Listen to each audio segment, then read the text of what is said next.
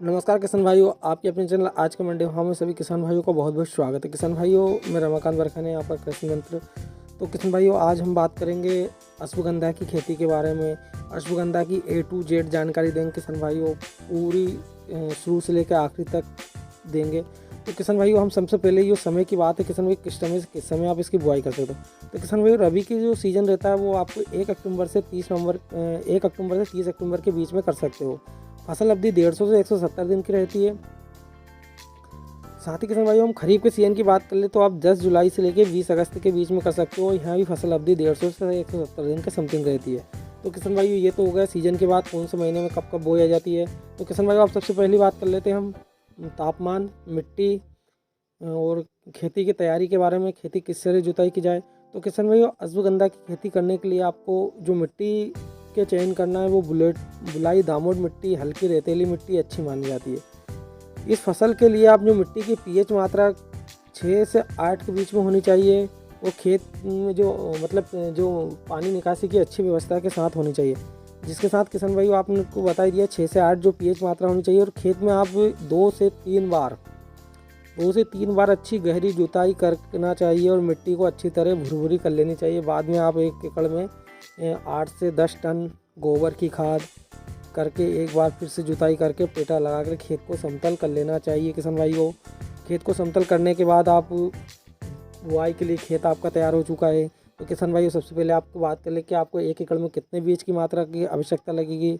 तो किसान भाइयों, आप अश्वगंधा की बुआई छिड़काव विधि से अगर करने के लिए आपको 3 से 4 किलो बीज प्रति एकड़ के हिसाब से आपको ज़रूरत पड़ेगी।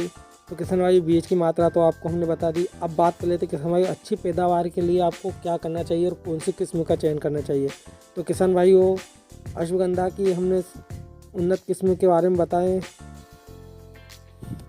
तो किसान भाइयों, अश्वगंधा की उन्नत किस्म जिसकी फसल अवधि की जो समय रहती है किसान भाइयों, वो 150 से 170 दिन तक रहती है। जिसमें आप जवाहर अश्वगंधा 20 लगा सकते हो, WS10 लगा सकते हो या W134 लगा सकते हो। 3 वैरायटी किसान भाई अच्छी मानी जाती है।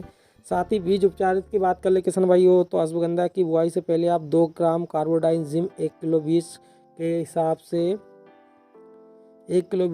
से आप इसको उपचारित कर सकते हो। मतलब 2 ग्राम कार्बोडाइन जिम लेके 1 किलो बीज के उपचार हिसाब से उपचारित कर सकते हो। तो इस हिसाब से अगर आप किसान भाई 1 एकड़ के चाहते हो तो आपको 5 से 6 ग्राम कार्बोडाइन जिम का इस्तेमाल करना होगा।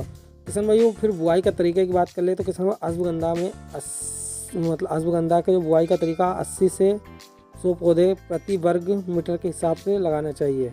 किसान भाइयों, आप मान लो 80 से 100 पौधे प्रति वर्ग के हिसाब से आप लगा सकते हो। किसान भाइयों, उर्वरक खाद प्रबंधक की बात कर ले तो किसान भाई, अश्वगंधा की बुआई से पहले आप 1 एकड़ खेत को अच्छी तरीके से उसमें 8 टन गोबर की खाद का इस्तेमाल करके फसल बुआई के लिए तैयार कर सकते हो।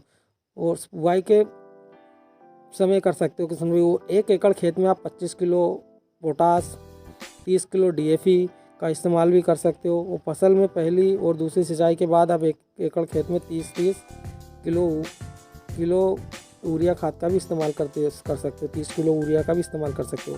तो किसान भाई, ये तो होगी खाद प्रबंधक की। और किसान भाई, अब बात कर ले हम सिंचाई की। तो फसल में नमी के अनुसार आप 10 से 15 दिन के अंतराल पर सिंचाई कर सकते हो। और बरसात के मौसम में ज़्यादा सिंचाई की ज़रूरत नहीं होती है किसान भाइयों। और ये आप अगर खरीफ के सीजन में लगाते हो तो किसान भाइयों, आप 10 से 15 दिन के अंतराल पर आप सिंचाई कर सकते हो। फसल कटाई के लिए अश्वगंधा की जो बीज है वो 150 से